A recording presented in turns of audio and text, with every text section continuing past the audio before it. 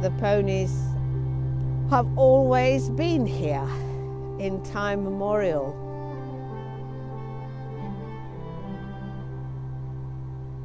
When the Vikings came 10,000 years ago, they would have met the ancestors of these ponies. These ponies would have been used by the new farmers who settled instead of being on the move, and they would have used them for all kinds of transport. They would have used them for working the land, and they would have used them to ride up onto the fell to look at their flocks of sheep.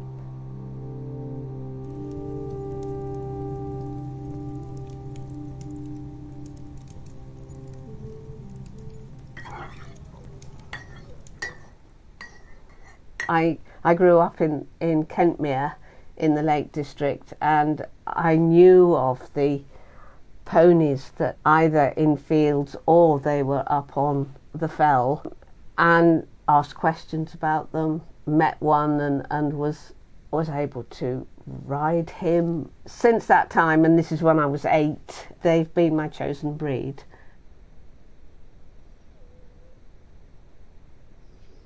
It's the pony's temperament as well as its physique, which is, I think, very important for work and for a relationship with humans. Fell ponies, people come to the Lake District and they don't really know that they're here.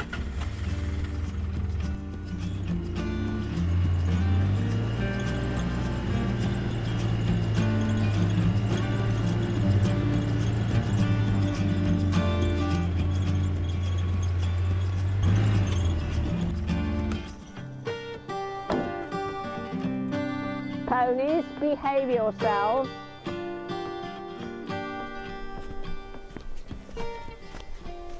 You can see how she is picking her way to find the grasses,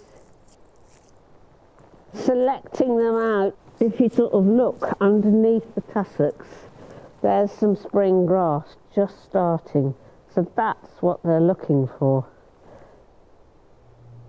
There's so many seed particles.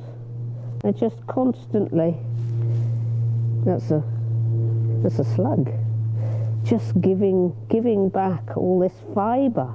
If the ponies are not up on the fell, they're not enriching the growth. It's just part of the cycle which everything is created from.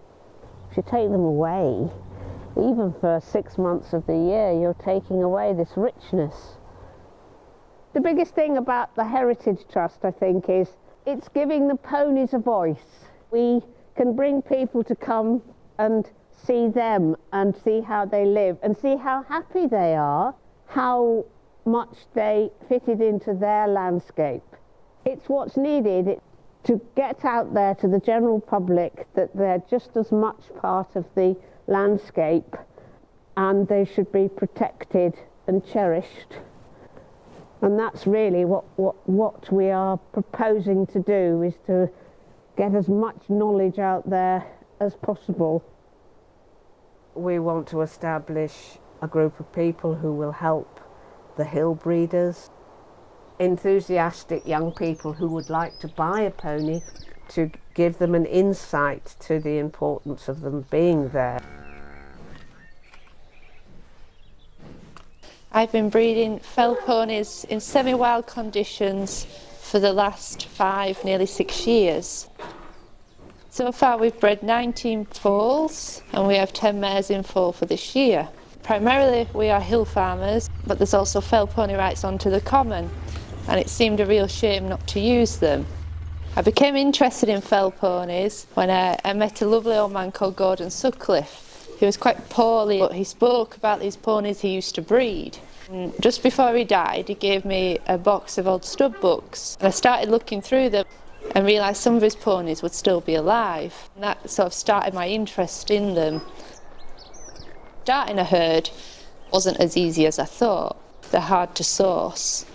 Settling them on the fell was another challenge. A lot of them have been in stable routines. It did take them probably 2 winters on the fell to become hardy and used to the conditions. It did take a bit of getting started, and there's not that much literature on how to go about it, so it's getting advice from the old breeders who've done it for years. They've kept me straight. They've been really supportive, probably fed up with my questions, but you know, they've got the knowledge. You know, if you think you're having a really bad day and it's all going wrong, they'll just come and sort of like gee you up, be like, come on lass, you're doing good. And a lot of them maybe don't have children to carry on or that are interested. It's like hard really, because that generation's going. All that knowledge they have is leaving. So perhaps when their day comes, the herd will disappear. The commons that they turn onto, people are wanting to rewild them. But if these schemes go ahead, the livestock on there will have to go. So, you know, the herds are at risk. This farm here is being taken back, so our herd may have to go if we can't find somewhere to relocate to. It's tough. But so I've always wanted a farm of my own. But you just don't realise the costs involved. But it's like a rewarding job, but it is really just a way of life. You don't clock off, you don't go on holiday. If you go for a day out, you're guaranteed someone's going to ring and say someone's died or escaped or broken. It's just, you can't leave it. But you wouldn't do it if you didn't love it. The old lady that had the farm originally, she kept Dale's ponies. You know, she understood it. You can see the old boys, they kept the fell pony and, you know, they sold it as a work animal. And then as they've died off, the next generation hasn't been interested in it. It's just about keeping it going. I mean, Eva is 20 months old, our little girl. She's a member of the Fell Pony Society. She bred a foal last year. Another breeder gifted her a foal when she was born, a filly foal. I hope she understands the importance of them. But she does seem keen, which is good, it's promising. Whether I want to push her into farming, I'm not too sure, you know. It's a hard life, there's not a lot of money, long hours. But I hope she always appreciates where food comes from and the work involved.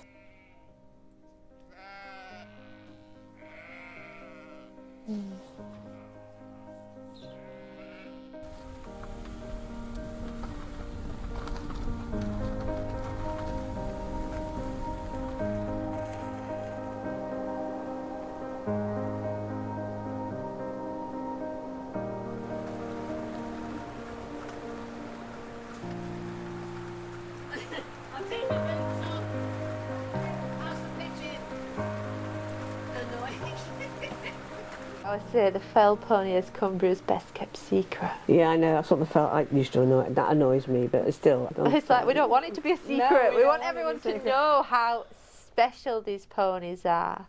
They are the history of Cumbria. They have been here through every industry.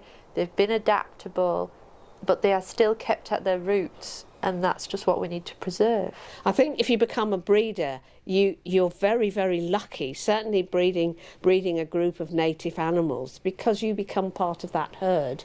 You can understand their body language, the expressions on their faces and how they're communicating with each other. It's part of the magic that we need to keep that going. They are unbelievably hard, unbelievably smart. Yeah. They just survive out there off their own wit. Yet you can train them to do anything, staying sort of true to its roots. But if we lose those roots, it's not really a fell pony anymore. It's just about getting people's attention. This isn't history, it's still modern day, they're still there. They just need a little bit of protection.